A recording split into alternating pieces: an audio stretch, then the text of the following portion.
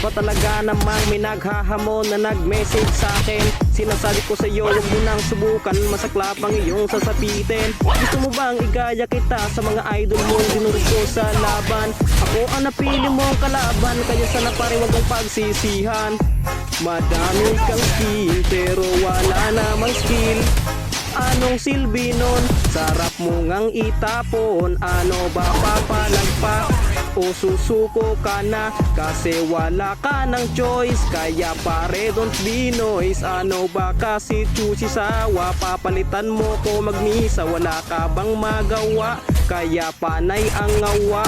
Nasa huli ang pagsisisi na ako ang iyong napili. Kaya ano pare koy, ganyan ang polo koy.